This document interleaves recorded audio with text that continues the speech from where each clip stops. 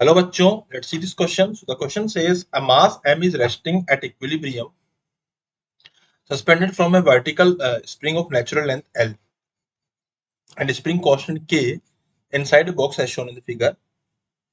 The box begins accelerating upward with acceleration A. Find the maximum speed of the mass relative to the box in subsequent motion.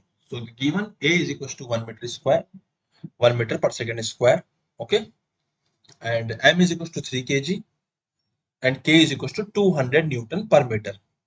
So basically यहाँ पे ये बात हो रही है. अब हम लोगों को क्या निकालना है? यहाँ पे निकालना है find the maximum speed of the mass relative to the box in subsequent motion. So हमको मैक्सिमम स्पीड निकालनी है, ठीक है. सो अगर हम बात करें यहाँ पे की कॉन्सेप्ट की, so what is the key concept? की कॉन्सेप्ट इज कि हमारी पोटेंशियल एनर्जी मैक्सिमम कितनी होती है? It is half K A square. And what is kinetic energy maximum?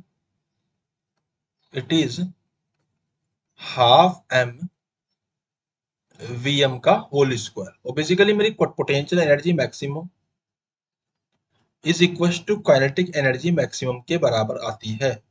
इसका मतलब आई कैन राइट दैट कि m into A, sorry not m into A, k into A, है ना.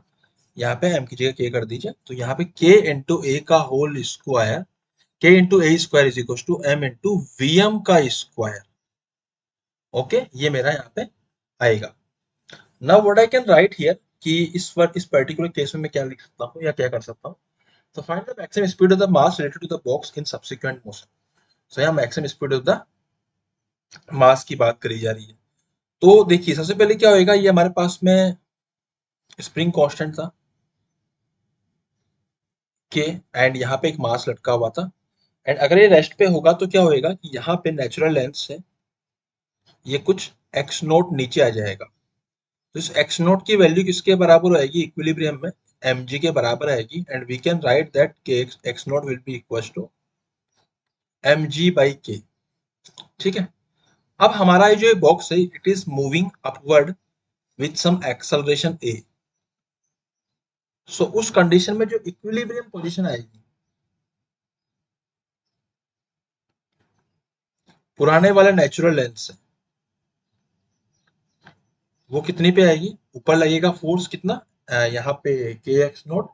क्योंकि ये एक्सेलरेशन ए है तो अब मैं यहाँ पे क्या दूंगा कि यहाँ पे के एक्स लगेगा फोर्स और नीचे लगेगा एम जी प्लस ए. तो I will equate this with के एक्स. तो एम जी को तो मैं क्या लिख सकता हूँ? के एक्स नोट के बराबर, है ना. अच्छा, यहाँ पे एक और चीज है कि ये जो डिस्टेंस है इसको मैं एक्स नोट बोल दूंगा, सॉरी इसको मैं एक्स नोट बोल दूंगा और इसको मैं सिंपली एक्स ही बोल दूंगा या एक्स वन बोल दूंगा. This will be x naught plus x. इसको मैं इस टुकड़ों में लिख दूंगा. टुकड़ों में लिखने से मुझे ये फायदा होगा कि जो एम जी है वो एक्स नोट के बराबर है. तो I can write m g plus m a is equal to k x naught plus k x. तो ये इससे कैंसिल आउट हो जाएगा के एक्स नोट एम जी से. तो हमारे यहाँ पे जो एक्सेलरेशन की वैल्यू आएगी वो आएगी कितनी? के एक्स बाय एम. या फिर मैं ऐसा कर सकता हूँ कि जो एक्स की वैल्यू आएगी it is equal to, x की जो वैल्यू आ रही है it is equal to m into a by k. अब देखो है क्या है, ये के है ना, एक्स है ना, ये एक्चुअली मेरा एम्पलीट्यूड के बराबर आएगा. क्यों? क्योंकि यहाँ पे मेरा इक्विलिब्रियम आ जाएगा, नया वाला इक्विलिब्रियम पोजीशन है ना. तो ये हमारे एम्पलीट्यूड के बराबर आएगा. तो वी कैन से कि भैया एक्सेलरेशन की जो, सॉरी एम्पलीट्यूड की जो वैल्यू है it is equal to m into acceleration by के.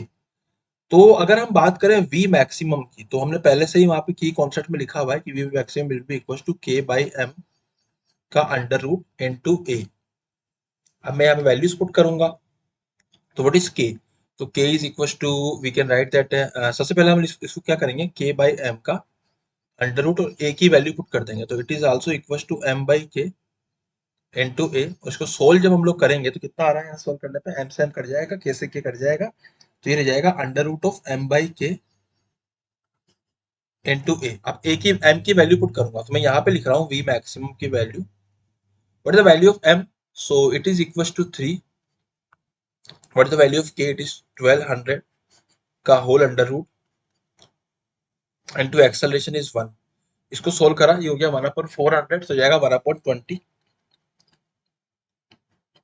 1/20 मीटर पर सेकेंड हो गया। इसको 100 से मल्टीप्लाई कर दूंगा, ये हो जाएगा मेरा 100/20 इज 5 सेंटीमीटर पर second. So it is matching with option number 1. Option number 1 is my final answer. I hope you understood it well. Best of luck.